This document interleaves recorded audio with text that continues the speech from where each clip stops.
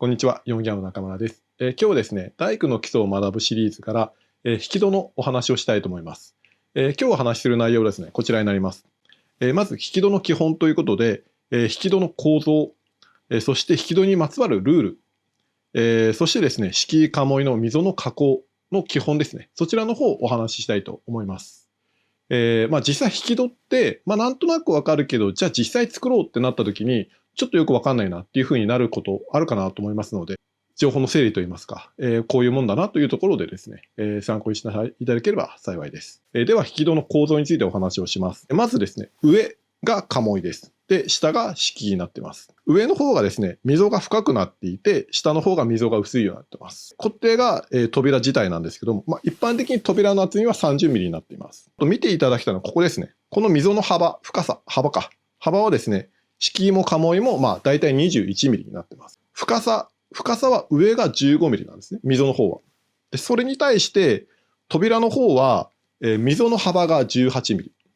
なので21ミリに対して18ミリなので3ミリのクリアランスがあります。なので隙間があるから扉が走るっていう感じですね。あとこの深さもですね、溝の方は15ミリに対して、扉の方は12ミリになってます。なので3ミリのクリアランスがあります。でこれ3ミリ何かというと、扉上にドンって上げて下げて入れるんですよ。でそのためのクリアランスがありますよというところですね。実際に入れるとですね、ここ6ミリっていうのはちょっと取りすぎかなっていう気もしますけども、一般的には3ミリから6ミリの間ぐらい。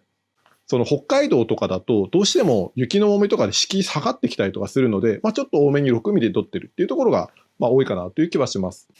はい。実物でも説明すると、上が鴨居で下が敷居です。で両方とも木表ですね。木表を下に向けていますよというのがまずポイントと、溝の深さ。こっちが深くて、敷居の方は薄いですね。実際に扉入れると、はい、こんな感じになって、こういうふうに動くようになってますと。で、これが3ミリのクリアランスがあって、こういうふうに動きてますよっていうのと、入れた時にも、ここに隙間ありますね。で、これが上がって、下がって、これぐらいで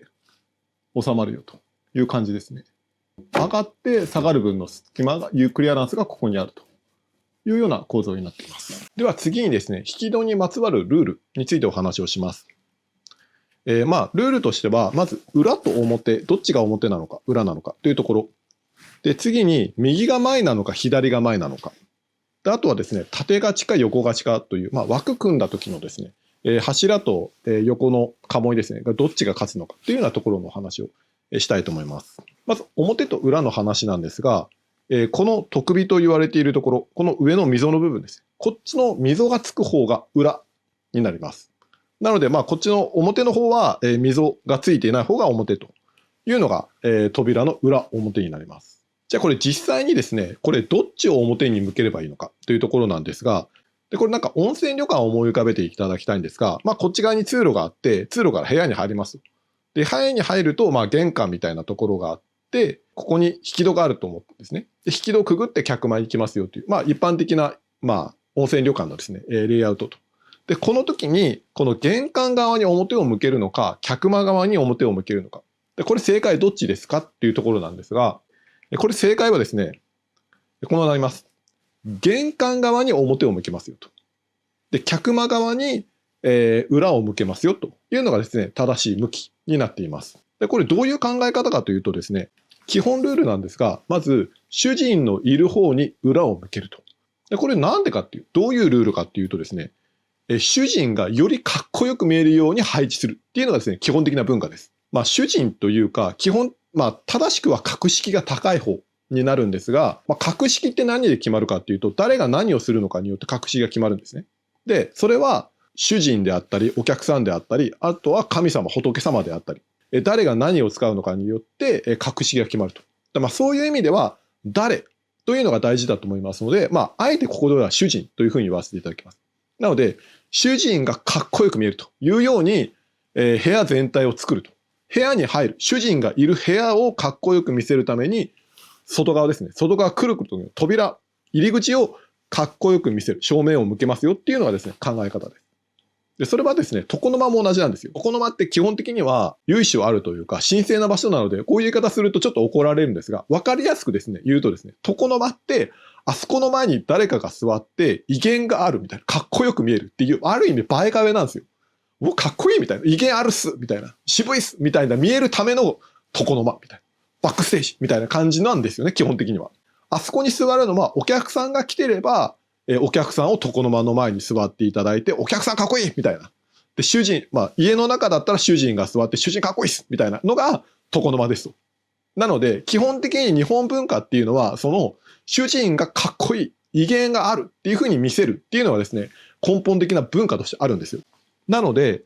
考え方によっては、この住まい、日本における住まいっていうのは、ただその、過ごすとか身を守る、快適に暮らすっていう意味だけではなくて、住むものの格式を上げると、威厳を上げるっていう文化的な側面もあるんですよ。ちょっと打足ですが。ということで、まず基本ルールとしては、主人がかっこよく見えるように、扉の表は外側に向きますよと。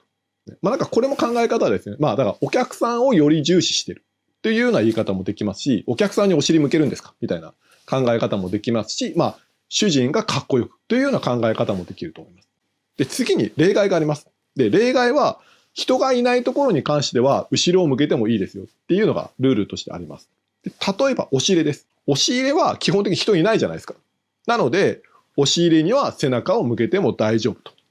いうので、押し入れは、客間側、今側に表を向けるという形になっています。次に、内窓と雨戸の話。で、雨戸、ここにあって内窓ありますよって言った場合、まず雨戸はどっちに向けるのが正解か。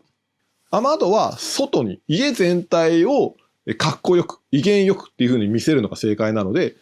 外側に表を向ける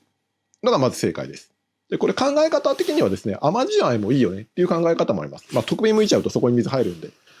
雨じまいもいいよねっていう考え方になります。で、次に問題、この内窓です。内窓どっち側に向ければいいのか。で、内窓、雨戸あってすぐ内窓ある場合の話です。で、この場合って、外側にも人いるじゃないですか。し、内側にも人いますよね。で、これどっちを向けるのが正解かっていうとですね、これは内側に表を向けるのが正解です。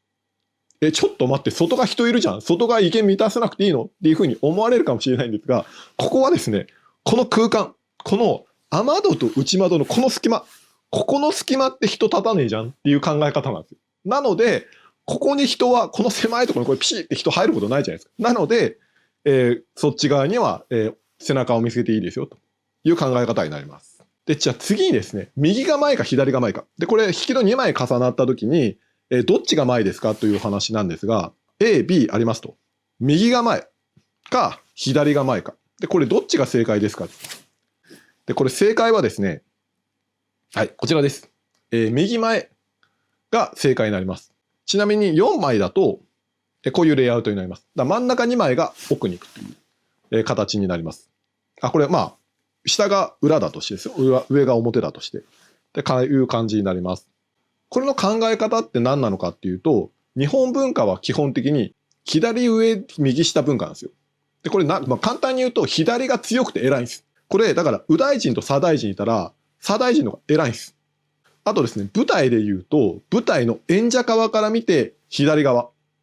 左側が上手になり、右手が下手になります。であと、着物着るときも、自分から見るとですね、こっちに来てこうですね。なので、左が上に来ると。左の方が偉いんですよ。なので、逆だと、その偉いはずの左が右に覆われてると。それはおかしいということ。なので、あくまで強い右が上にかぶさるというのがですね、着物の基本的な着方になります。正子が反転する死人称に関しては、それが反転しますよねと。死に装束ですね。それが反転するので逆になって、右が上に来ますよねというのがですね、基本的な考え方になります。あとですね、立ち位置。例えば、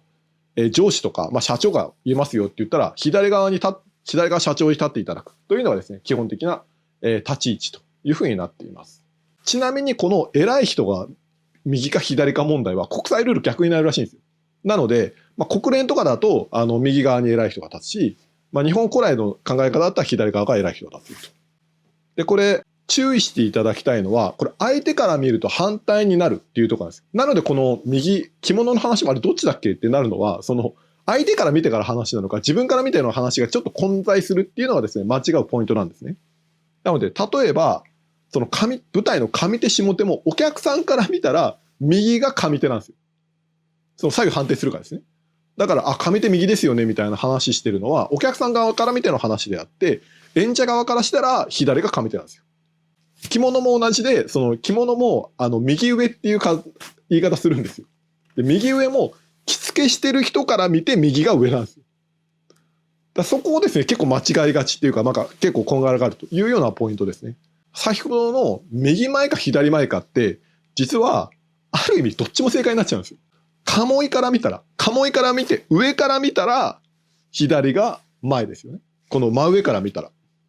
その鴨居の気分になってるんですね。鴨居とか部屋全体を、体だとして、扉を、衣のように考えると、左が前じゃないですか。左が上に来るっていうような感じになるし、上から見ても左が前になりますよ、ね。ただし、これ、入れた状態をこうやって離れてみたら、右が前になるんですよ。その立ち位置、ここに大工さんが立って、こうやって見たら、右が前になるじゃないですか。なので、これ、どっちも正解になっちゃうんですよ。鴨居から見たら、左が上ですよと。上から見たら、左が上だよっていう風になるし、こうやって入れてる状態をこうやって離れてみたら、右が前になるというようにですね、なるよというのをですね、覚えていただければと思います。ただこの左が強いよ、こっちか。左が強いよっていう、こっちの文化だけはですね、ちょっと覚えていただけるとですね、なんか世の中のいろんなものを見ていく中で、やっぱそうなんだなとか、なんかちょっとした気づきになるので、面白いと思いますので、左上右下文化っていうのをですね、ちょっと覚えていただけるといいかなと思います。次に、縦勝ち横勝ちの話。これ大工さんだったらわかると思うんですけど、意外と一般の人わかんないポイントだと思うんですよ。これは何かというと、こういう枠がありますよねと。これちょっと違いますよ。こういうふうに、こういう枠がありますよねって言ったときに、これ、同じ。これ平らにするっていうことは、ここの部分。ここの接点平らにするっていうことは基本的にありません。日本建築において。それは止めって言って、斜めにする場合は、面揃えるんですが、こういう縦勝ち横勝ちっていう形だと、どっちかわざと出っ張らせます。例えばですね、ここですね。この縦勝ちっていうのは縦が出っ張る。縦が伸びて横が刺さるという場合は縦が勝つんで、厚みが、縦の方が厚みが出ますよねと。で、横勝ちっていうのは横が伸びて上に乗っかるみたいな形だと、その場合は一緒に揃えるんじゃなくて、横の方がちょっと分厚くなっているというようなポイントになっています。で、これ、基本的な日本建築とかっていうのはそういう縦勝ち、同じ面揃えるっていうことは基本的に床以外は基本的にはなくて、常に凹凸をつけるというような考え方があります。で、これ、なんでそういうふうになってるのかなというと、多分ですね、昔からぴったり揃えるっていうのは、多分製材の技術からもしても難しいし、長い目で見たときに木の狂いとかが出てくるので、平らにしたはずなのに、ちょっとズレが出てくるっていうのが多分気に入らないっていう文化なんじゃないかなと思っていて、なので、優劣をつけておくことによって、意図しないズレを防ぐっていう考え方もあるし、あとは基本的に優劣を必ずつけるっていう日本文化も多分あると思います。平行、みんな同じっていうか、並列っていうことは基本的になくて、右と左が接点がぶつかるって言ったら、じゃあどっちが偉いんだ、どっちが上なんだ、下なんだ。で、同票とも当たって均等ですみたいな価値観が多分ないんじゃないかなと。常に凹凸をつけるっていう文化が基本的にあるんじゃないかなというふうに思っています。縦勝ち横勝ちとか、この微妙なそのズレですよね。これで和室とかって構成されてるんですよ。だから直線でこのわずかな凹凸だけでデザインがされていくっていうか統一をされているから、すごくスッキリして見えるし、だからこそ床の間のその自然な曲線があったりとか自然な姿の柱というのがですね、より映えるっていうようなですね、構造になってるんじゃないかなというふうにもですね、思います。なのでこのディテールのこの勝ち負けっていう、じゃあどっち勝たせるのか。じゃあその実際勝たせた時の面の大きさどれぐらいにするのか。ここのディテールっていうのが実はすごく重要だし、そういうところをちょっと今後建築の中で見ていただければちょっと面白いんじゃないかなというふうに思います。では実際に溝の加工の話をしたいと思います。で、溝の加工の話は、五七か七七かっていう話です。この二択です。なんか、式鴨居の話になった時に、五七にします四七にしますみたいな話したらね、お前分かってんな、みたいな感じになると思いますので、ちょっと覚えていただければ。で、これ五七四七って何の話かっていうと、ここの溝の話なんですね。で、五七って言ってるのは、その七部、五部、七部。その中火旗を五部にするのが五七であって、この中火旗ってここの部分ですよ。この真ん中の部分。この真ん中の中火旗と言われている部分を4部の12ミリにするのが四七になります。溝自体は変わらないですよ。溝の大きさは21ミリで変わらずに、なので21ミリ、15ミリ、21ミリという5部7部っていう組み合わせでやるのが5七。で、四七というのは21ミリ、12ミリ、21ミリといって、7部4部っていうふうにやるのが四七になります。5七に実際扉入れたらどうなるかというと、こういう構造になります。この18ミリのものを入れて、ここ3ミリのクリアがあってっていうふうに2枚並べて、ピタッと溝の外側にトンと当たってるっていうふうに考えると、ここの隙間、中火旗の扉のすれ違う隙間っていうのが6ミリできることになります。最悪扉が内側にコツンと当たった最小の場合、この最小の場合でも3ミリの隙間ができるようになってます。難しく考えず5七で溝掘ればちゃんと扉が出来上がるというようなですね、ルール、フォーマットがもうちゃんと出来上がってるんですよね。四七の場合どうかっていうと、ここ、21ミリ、12ミリでいくと、ここ、扉が最大値で3ミリの隙間、ここですね、ができるようになっています。最小の隙間は寄せると0ミリになります。なのでちょうどすれ違うぴったり。一番ミニマムの場合ですね、になりますと。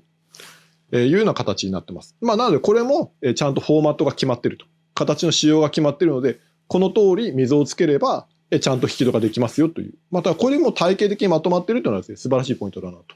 思います。じゃあ実際に溝を掘るとき、どっから溝掘ればいいのっていう基準わかんないですよね。これも五七ですよってここだけだって止まっちゃうと、じゃあ実際溝つこうってなると、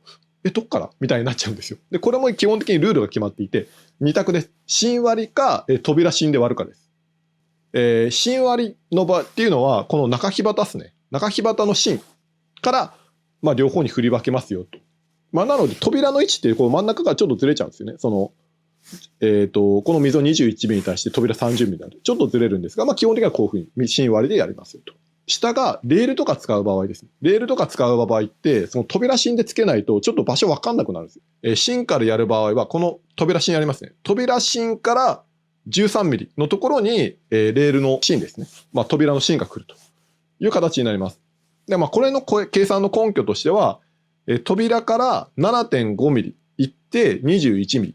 行った場所。だからここ芯ですよね。この面。こっから7.5ミリ行って21ミリ行った場所がここになりますよねと。で、こっから15ミリ下がった場所が扉の芯ですよねって計算すると13.5ミリになりますと。ここから次の扉の場所は36ミリ。その中火旗じゃなくて扉と扉のすれ違うところが6ミリですよというふうに設定すると、そこから36ミリが扉の芯になると。あと、式に関しては、式ってこういう針葉樹で敷居作った場合って、ここってすぐ摩耗するんですよ。摩耗するし、滑りも悪いというところで、ここ、針葉樹使う場合は、ここにねですね、この中にですね、肩木を入れる場合があります。肩木、なので、菓子とか、欅とか、ちょっと贅沢ですけど、欅とか、あと竹入れたりとかですね。でも、今の現代としてはですね、ここに敷居滑りってプラスチックのですね、竹を模したというか、横に線が入っているですね、ものを貼るというのが一般的になっています。なので、水をつけるときっていうのは、これ貼るものですね。貼り物の厚みも考えて、この深さというのをですね、掘っていただくというのがですね、大事なポイントになります。以上がですね、敷戸のお話でした。で、実際に作ってみるっていうところはですね、また別の機会に、気が向いたらですね、やりたいなというふうに思っています。基本的にはこれだけの情報があれば、実際扉作れると思いますので。ということで、参考になれば幸いです。では、ありがとうございました。